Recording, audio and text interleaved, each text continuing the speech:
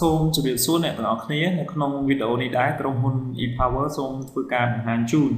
អំពីរបៀបផ្ដាច់បណ្ដាញទឹកចំពោះអតិថិជនដែលមិនបានបង់ប្រាក់និងរបៀបភ្ជាប់បណ្ដាញទឹកឡើងវិញបន្ទាប់ពីបានកាត់ផ្ដាច់គាត់ដូច្នេះសូមធ្វើការតាមដានទាំងអស់គ្នានៅក្នុងប្រព័ន្ធ e-water នៅពេលដែលអតិថិជនគាត់ផុតកំណត់បង់ប្រាក់មានន័យថាគាត់បង់ប្រាក់យឺតគឺប្រព័ន្ធនឹង record ទុករាល់អតិថិជនណាដែលត្រូវផ្ដាច់ដែលធៀបជាមួយនឹង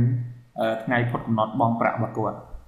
ញ្ចឹងដើម្បីពិនិត្យមើលព័ត៌មានរបស់អតិថិជនហ្នឹងយើងចូលទៅកាន់មេនុយឈ្មោះអតិថិជននិងការទូទាត់បន្ទាប់មកចុចអតិថិជនដែលត្រូវផ្ដាច់អញ្ចឹងនេះគឺជា list រាល់ព័ត៌មានរបស់អតិថិជនណាដែលគាត់ត្រូវផ្ដាច់យើងអាច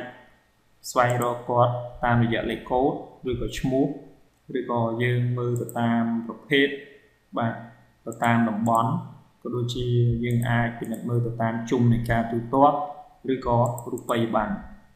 អញ្ចឹងឧទាហរណ៍ថាខ្ញុំចង់បោះពុម្ពរាល់អតិថិជនដែលត្រូវផ្ដាច់គឺយើងចុចលើពាក្យថាបោះពុម្ពអញ្ចឹងពេលដែលបោះពុម្ពមកវានឹងចេញបញ្ជីអតិថិជនដែលត្រូវផ្ដាច់ដែលមានដូចជាលេខរៀងលេខកូដរបស់គាត់ឈ្មោះ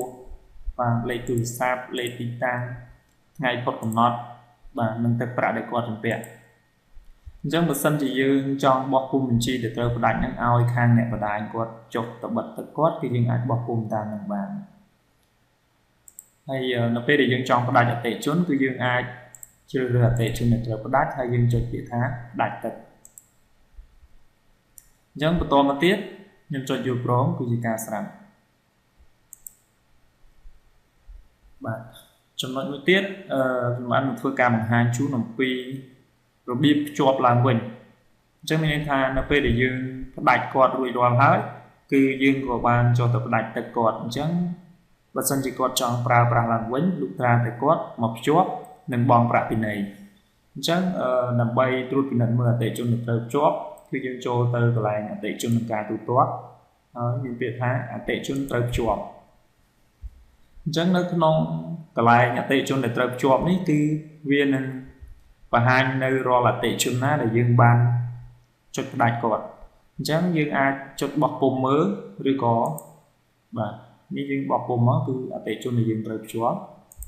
អញ្ចឹងបើសិនជាគាត់មកភ្ជាប់វិញយើងចុចភ្ជាប់បណ្ដាញមកហើយបន្ទាប់មកកន្លែងនេះគឺជាប្រាក់ពិន័យដែលយើងយកពីគាត់ឧទាហរណ៍ថាយើងយកពីគាត់ 10000 រៀលយើងវាយ 10000 រៀលប៉ុន្តែបើសិនជាយើងមានករណីលើកលែងពិសេសយើងអត់យកពីគាត់យើងវាយ0បាទយើងអាចវាយ0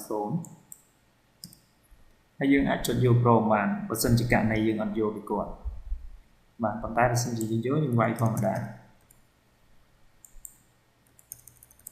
បាទបន្ទាប់មកយើងចុចយកព្រមបាទសម្រាប់វីដេអូដែលបង្ហាញអំពីរបៀបដាច់បណ្ដាញទឹកចំពោះអតិថិជនដែលមិនបានបង់ប្រាក់និងរបៀបភ្ជាប់បណ្ដាញទឹកឡើងវិញបន្ទាប់ពីបានផ្ដាច់គឺសូមបញ្ចប់ត្រឹមប៉ុណ្ណឹងបាទសូមអរគុណ